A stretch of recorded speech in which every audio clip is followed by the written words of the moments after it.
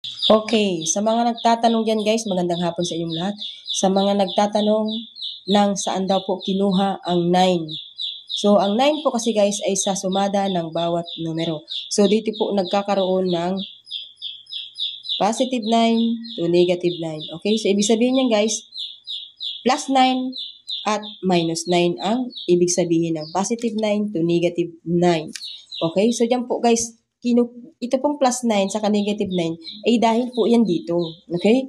So kung iisipin guys, madali naman siyang unawain kung saan po nakuha yung positive 9 sa negative 9. Kung mag-focus kayo sa numero, hindi sa pambabash. Kasi yung iba, pambabash yung ginagawa nila. Ano? So meron tayo kasing na-i-upload na video na mayroong pagkakamali na isang nag-plus ako tapos nagmali ako sa equals. So nabash tayo doon. So siguro perfection sila. Ako ay hindi kasi ako perfection guys. Kasi po tao lang ako, nila lang, hindi po ako perfecto, okay? Kung perfecto kayo, siguro kayo po ay kakaibang tao. Ano? So lahat po ng tao ay hindi po perfecto, kaya wag po kayo magmalinis. Okay, so dito po yan guys, sa sumada ng bawat numero, dyan po nakikita ang positive 9 sa negative 9. Bakit? Tingnan nyo po dito. Okay? So 1 plus 9, gagamitin natin ito. 1 plus 9 is equals to 10, plus 9, 19, plus 9, 28, plus 9, 37. Okay, di ba? Madali lang naman unawain. Yung negative 9, paano? Ay di pa atras. Di ba? Napakasimple.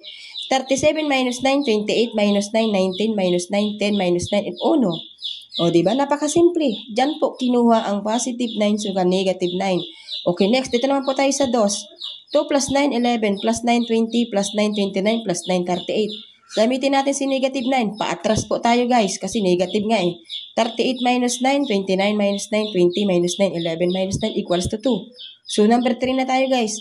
3 plus 9, 12 plus 9, 21 plus 9, 30 plus 9, 39. O negative 9 naman tayo guys. 39 minus 9, 30 minus 9, 21 minus 9, 12 minus 9, 3. Okay, so 4 plus 9, 13 plus 9, 22 plus 9, 31 plus 9, 40. So napaka-basic. Okay, ganito po yan. Paano po gagamitin sa sumada? Okay, halimbawa guys, ang lumabas is 6. 34.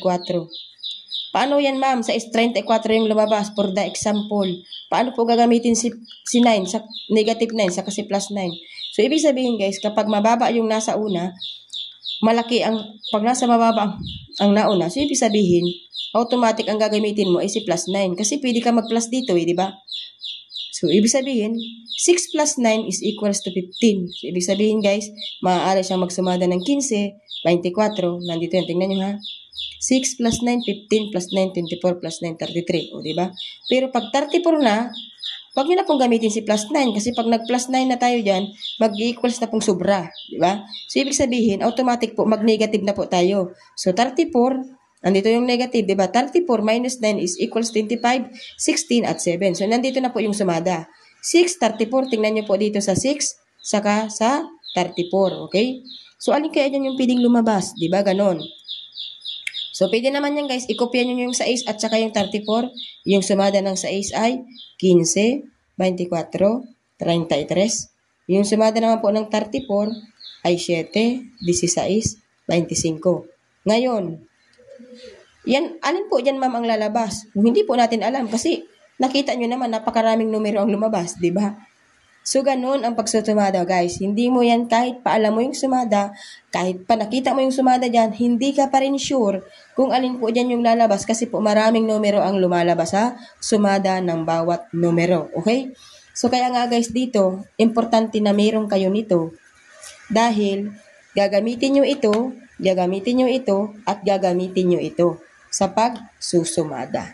Okay? So, nagets na po ba kung paano gamitin si 9 at negative 9? Good luck everyone. Sana mayroon kayong natutunan at mayroon din kayong ang tawag dito guys, mayroon kayong naidagdag kaalaman sa inyo pong mga sarili na kayo po ay tumataya ng waiting. Kung gusto niyo po matuto magsumada, so naandyan po. Wag po kayo guys mag-comment ng negative kasi po ako ay nagtuturo lang kung paano gamitin yung positive 9 to negative 9. So yung mga basher ko dyan guys, good luck sa inyo. Salamat.